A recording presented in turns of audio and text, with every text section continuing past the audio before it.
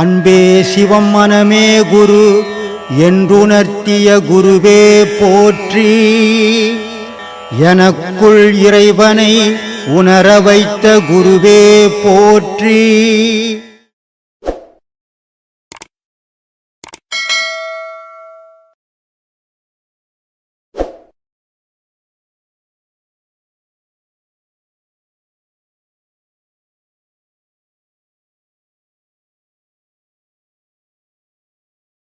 ஆத்மா ஒன்றே நிஜ பொருள். ஆண்டவன் ஒன்றே நிஜ பொருள். மீதி எல்லாம் பொய் பொருள். தோற்ற பொருள் அத்தனையும் பொய். தோற்றமற்ற பொருள் மெய்ப்பொருள். அந்த தோற்றமற்ற பொருளை தேடி தெரிஞ்சு அந்த ஆன்மா போய் எதிலிருந்து அது உதிச்சதோ அதில் போய் இணையும் போது ஆரவாரங்கள் அடங்கி அமைதி பெற்று ஆண்டவனோட கலந்துடும். அதுவே முக்தி மோட்சத்துக்கு வடிவகுக்கும். அந்த முக்தியை தோடி நம்மளுடைய பயணங்கள் தொடரட்டும், நல்லபடியாக முடியட்டும்.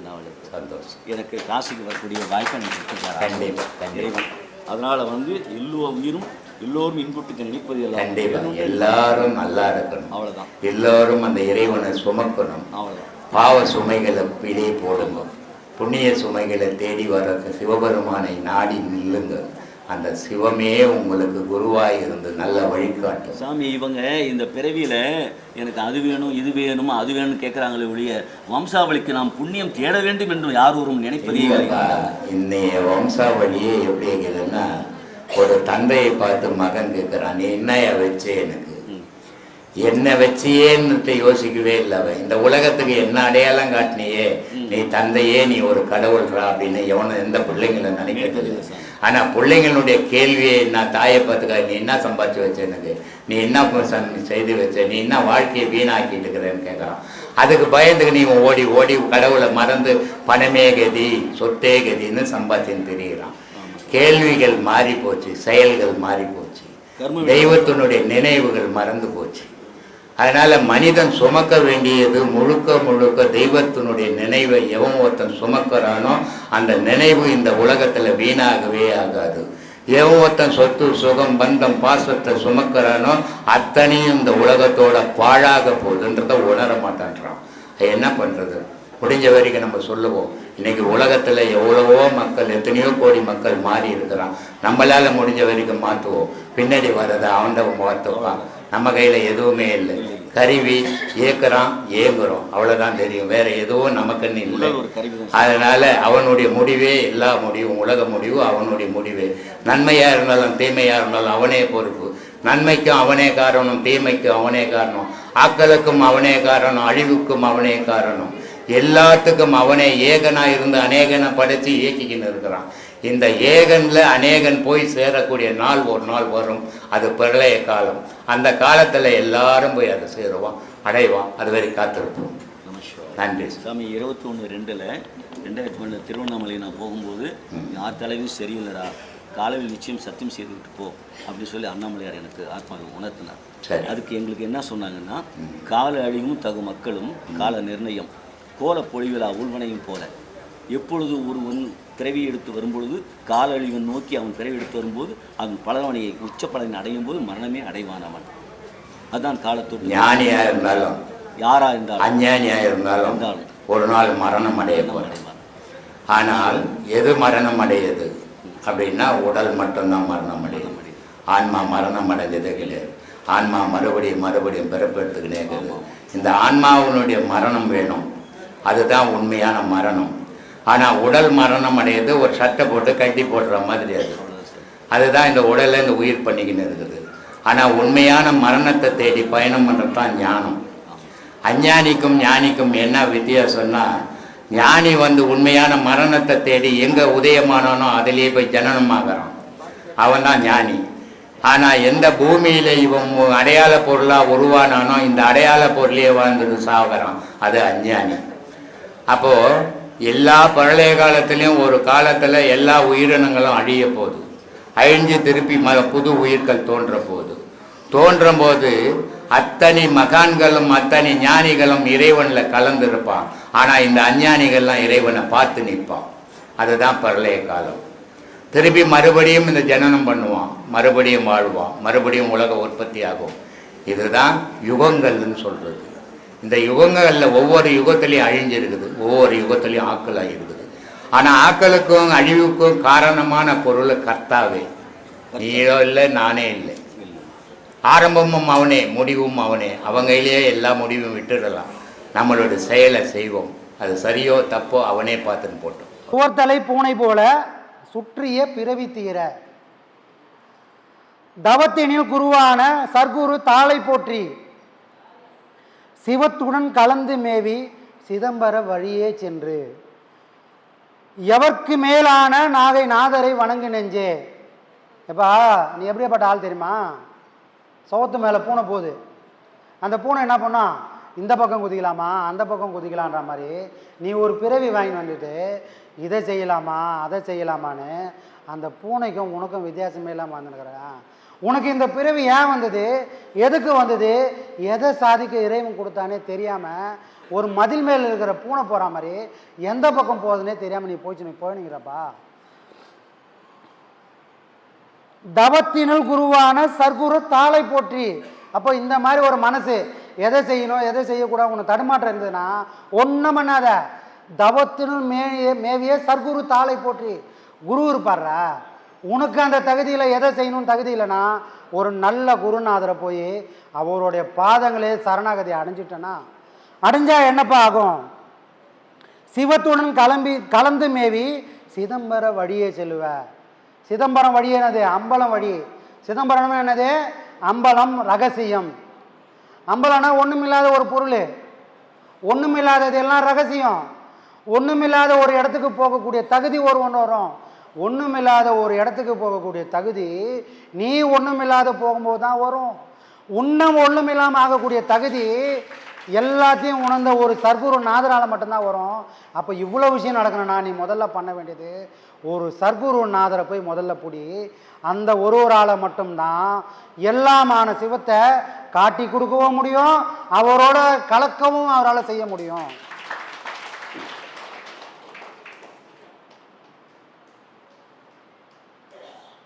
அப்போ நீ எல்லாம் எப்படி பார்க்குற? நம்மளை பற்றி தான் சொல்லிங்கிறாங்க. ஏன்னா நாள் ஒரு மேனி பொழுது ஒரு வண்ணம் தான் நம்மளோட கோலமே. பட்டு சட்டை கட்டினா ஒரு நாள் மாப்பிள்ளை ஆகிடுவோம், எதுவும் இல்லை கிழிஞ்ச துணி போட்டோம்னா பிச்சைக்காரன் ஆகிடுவோம். அப்போது போடுற உடுப்புக்கு ஏற்ற மாதிரி நம்ம பாவனையே வந்தது. பாவனை வதில்லை சாமி. ஒரு நல்ல மிடுக்கான ஒரு ட்ரெஸ்ஸு போட்டவுடனே நம்மளை அறியாமல் உடம்புல ஒரு கம்பீரம் வருது. ஒன்றும் இல்லாத ஒரு விஷயத்துக்கு பாவனை வருது. அப்போ நீ எப்படி பார்க்கணும்? அவர் சொல்கிறாரு, அலைவாயில் பூடு போலும் ஆனை வாயி கவலம் போலும் வளைவாயில் மிருகம் போலும் மயங்கி அலைந்தாய் நீதான். நீ எப்படியாப்பட்ட ஆள் தெரியுமா? அலைவாயி பூண்டு போல பூடு போல ஒரு துரும்பு அலைவாயில் துரும்பு போனால் அது என்ன எதிர்த்து நிற்குமா? எதிர்த்து நிற்காதுப்பா. இந்த உலகம் அலைக்கடல் மாதிரி, அதோட மாயையோட பலம் பெருசு. நீ அதுக்கு முன்னாடி ஒரு துரும்பு போலப்பா, உன்னால் நிற்க முடியாது. ஆனை வாய் கவலம் போடும். நீ போய் அப்படியே இருமான்னு போய் நின்னா யானை என்ன பண்ண, ஒரு கவலத்தை இவ்வளோ பெரிய உருண்டைய அப்படி ஒன்றும் இல்லாமல் வாயில் போட்டு மெல்ற மாதிரி இந்த உலகம் உன்னை ஒன்றும் இல்லாமல் போட்டு முழுங்கினடா. புரிஞ்சுக்கோ, உங்ககிட்ட ஒன்றும் இல்லை, உனக்குள்ளே ஒன்று இருக்குது, அதுக்கிட்டேயே எல்லாம் இருக்குது. வளைவாயில் மிருகம் போலும். ஒரு மிருகம் காட்டில் இருக்கும்போது எதை ஒன்று அடித்து வேட்டையாடும். அவ்வளோ பலம் உள்ள ஒரு மிருகம் காட்டில் இருக்கிற வரைக்கும் தான். அதுவே ஒரு வலைக்குள்ளே போய் மாட்டிச்சுன்னா எதை ஒன்றா வேட்டையாட முடியுமா? எப்படா தப்பிச்சு போகலான்னு போராட்டம் மட்டும்தான் மிஞ்சம். உன் கதையும் அது மாதிரி தான். எதையிலையும் நீ சிக்கி தவிக்காத வரைக்கும் தான் உன்னோட திமிரும் உன்னோட ஆணவம் நானுன்ற அகங்காரம் மட்டும்தான். ஒரு வலை, ஒரு காலம் வரும். இந்த வலை ஓட்டு ஒரு மிருகம் மாட்டா மாதிரி உன்னோட ஆணவத்துக்கு ஒரு வலை மாதிரி ஒரு காலம் வரும். அந்த காலம் வரும்போது இங்கேருந்து நான் எப்படி தப்பிச்சு போவோன்ற ஒரு வேட்கம் மட்டும்தான் இருக்கும். அங்கே உன்னோட ஆணவம் எதுவும் செல்லாதுப்பா அப்படின்னு சொல்கிறாரு. வளைவாயும் மிருகம் போல மயங்கி அலைந்தாய் நீதான், உழைவாயும் மெருகை போல உருகிமை பொருளை உண்ணி. அப்போ என்னப்பா பண்ணலாம்? இவ்வளவும் கரையணும்னா என்ன பண்ணலாம்? ஒன்றும் பண்ணாத. ஒரு மெழுகை ஏற்றி வச்சா வெளிச்சம் வரும். சரி, வெளிச்சம் மட்டும்தான் வருமா? அது வெளிச்சம் வர வர வர அந்த மெழுகு உருகும்பா. அந்த மெழுகு உருகிற மாதிரி இந்த உள்ளம் என்ற இந்த மனசில் அந்த மெழுகு மாதிரி ஒரு விளக்கை முதல்ல ஏற்றி வை. அந்த விளக்கோட தீபத்தோட உஷ்ணத்தில் இந்த பாழா போன இந்த மனம் அந்த விளக்கோட ஒளியானால அந்த வெப்பத்தினால ஒன்றும் இதால் இந்த மெழுகு கொடுக்குற மாதிரி உன் மனமும் உருகும் ஒரு நாள். அப்போ உள்ளுக்குள்ளே மெழுகு ஏற்றுற மாதிரி ஒரு விளக்கை ஏற்றி வை. அந்த ஏற்றி வச்சா மெழுகு உழுகிற மாதிரி உன்னோட மனமும் உருகும். அப்படி உருகுனா என்னப்பா ஆகும் அப்படின்னு சொல்கிறாரு. பலகாலும் ஏற்றி நாகைலிங்கரை பணிவாய் நெஞ்சே. உன்னோட சிரசில் இவ்வளோ காலம் நீ எதெல்லாம் தேடி போனியோ அவன் நர்த்தனம் ஆடுவான், அவனையே நீ தரிசனம் பண்ணிக்கின்னு காலமுள்ளா உட்காந்துருக்கலாம். காலமுள்ளா அவனையே தரிசனம் பண்ணி உட்காந்துருந்தா அந்த நிலை என்ன? அதுதான் சமாதி. அந்த நிலை உனக்கு அமையணும்னா உன் மனம் உருகணும். உன் மனம் உருகணும்னா உனக்குள்ள ஒரு தீபம் எரியணும். அந்த தீபத்தை யார்ப்பா ஏற்றுவா? ஒரு சர்க்குருநாதரால் மட்டும்தான் ஏற்ற முடியும். ஊரில் இருக்கிற விளக்க யார் ஒன்று ஏற்றிட்டு போகலாம். கார்பரேஷனில் 6 மணி ஆனால் கரெக்டாக லைட் எரியும். திருப்பி விளக்கு வெளிச்சம் வந்தவொடனே அவர் ஆஃப் பண்ணுவார். எவ்வளோ பெரிய ஆளாக இருந்தாலும் எவ்வளோ பெரிய கவர்மெண்ட்டாக இருந்தாலும் இருட்டு இருக்கிற வரைக்கும் ஏற்றுவார். உலகத்து மாயையை அவரால் ஓட்ட முடியும். உனக்கும் எனக்குள்ளே இருக்கிற மாயை யார் ஓட்டுவா? யாருக்காவது அந்த வல்லவன் உண்டா? யாரால் முடியுமா சாமி? யாராலையும் முடியாது. ஒரே ஒரு தெய்வத்தை தவிர. அந்த தெய்வத்துக்கு பேர் தான்டா சர்க்குருநாதர்ன்றார். அவரை புடி. அதனால தான் இறைவனே இருளில் தான் நடமாடினுக்கிறான். நல்லூரில் நட்டமாடும் நாதனே. இதயம்ன்ற அந்த இருள் தான் இந்த உயிரை காப்பாற்றி கரை சேர்த்துருக்குது. அதில் உயிர் துடிப்பு இல்லைன்னா இந்த உலகத்தில் இருந்து எனக்கு ஒன்றுமே இல்லாமல் புனமாக போயிடுவேன். அப்போது இறைவன் நட்டம் மாறுறது காரணம் என்னென்னா இந்த இதயத்தோட துடிப்பு தான் இறைவனோட நடனம்னு சொன்னாங்க. சரி, இது ஒரு இடம். அவன் ஏன்பா நள்ளிருளில் நட்டம் மாறுறான்னா உன் மனசில் எங்கே இருள் இருக்குதோ அங்கே அவனை ஏற்றி வச்சிட்டனா அவனுடைய நடனத்தை நீ தரிசனம் பண்ணோம்னா இந்த மாயை இருளே விலகி விலகி விலகி ஒன்றும் இல்லாமல் ஆகிடும். அப்போ அவன் மட்டுமே நடமாடுவான். அந்த இடம் பேர் என்னது? அம்பலம். அதுதான் சிதம்பரம், அதுதான் சிற்றம்பலம்.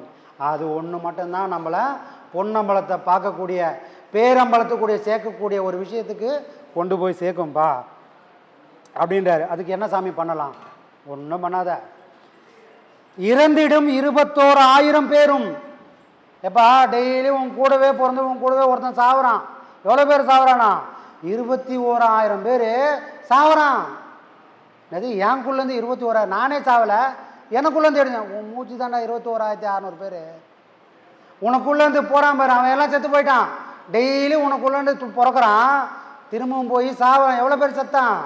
21,600 பேரை நீ டெய்லி சாவடிக்கிற. அப்போ டெய்லி பாவம் பண்ணுறோம். யாரும் இங்கே யோகியம் இல்லை. 21,600 பேரை சாவ வச்சுட்டு தான் நாம் வாழ்ந்துனுக்குறோம். அவர் சொல்கிறாரு, இறந்திடும் 21,100 பேரும். இறந்திடும் காயம் போனால் ஈசனை காண்பது என்னால். டே இப்படி சாவ வச்சுங்கிறானே, அவன் ஒரு நாளைக்கு ஒன்றுமே இல்லாமல் போயிட்டானா உனக்குள்ளே இருக்கிற இந்த உடம்பும் போயிடும்பா. இந்த உடம்பு போனால் நீ எப்படா ஈசனை காண்ப? அப்போ இப்படி சாவறவனை சாகாமல் பார்த்துக்கோ. சாகாமல் பார்த்தா என்ன பாவம்?